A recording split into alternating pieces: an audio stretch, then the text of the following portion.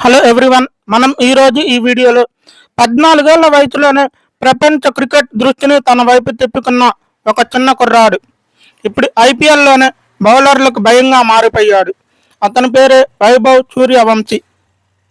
మరిన్ని వీడియోల కోసం మా ఛానల్ని సబ్స్క్రైబ్ చేసి బెల్ ఐకాన్ని క్లిక్ చేయండి. బీహార్ రాష్ట్రంలోని సమస్తీపూర్లో జన్మించిన వైభవ్ చిన్నప్పటి నుంచి క్రికెట్పై అసాధారణమైన ఆసక్తి చూపించాడు. తన తండ్రి ప్రోత్సాహంతో కేవలం 9 ఏళ్లకే క్రికెట్ ట్రైనింగ్ ప్రారంభించాడు. అతని టాలెంట్ను చూసి కోచ్లు కూడా షాక్ అయ్యారు. 12 ఏళ్ల వయసులోనే అండర్-19 మ్యాచ్లో సెంచరీ కొట్టడం ప్రారంభించాడు.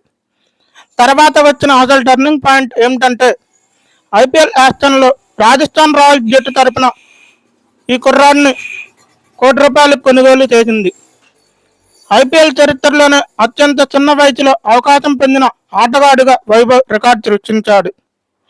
అంతేకాదు, డెబ్యూ మ్యాచ్ల్లో ఎదుర్కొన్న మొదటి బంతినే బౌండరీ వైపు మార్చి ప్రపంచాన్ని ఆశ్చర్యపరిచాడు. అక్కడితో ఆగలేదు. మొన్న జరిగిన గుజరాత్ టైటాన్స్ పై కేవలం 38 బంతుల్లో 101 పరుగులు చేసి ఐపీఎల్ చరిత్రలోనే అత్యంత చిన్న వయసులోనే సెంచరీ చేసిన ఆటగాడిగా నిలిచాడు. 2026 సంవత్సరం ఐపీఎల్ సీజన్లో వైభవ్ మరింత ప్రమాదకరంగా మారిపోయాడు. ఎలాగంటే సన్ రైజర్స్ హైదరాబాద్పై ఎలిమినేటర్ మ్యాచ్లో కేవలం 29 బంతుల్లో 97 పరుగులు చేసి 12 భారీ సిక్సర్లు కొట్టాడు. ఈ సీజన్లో క్రిస్ గేల్ రికార్డును బ్రేక్ చేసి అత్యధిక సిక్సర్లు కొట్టిన ప్లేయర్గా నిలిచాడు. క్రికెటర్ ప్రముఖులు కూడా ఇప్పుడు ఒకటే మాట చెబుతున్నారు, ఇతను ఫ్యూచర్ సూపర్ స్టార్. కొంతమంది అభిమానులైతే ఇండియాకు next Gayle, next universal boss అని కామెంట్ చేస్తున్నారు.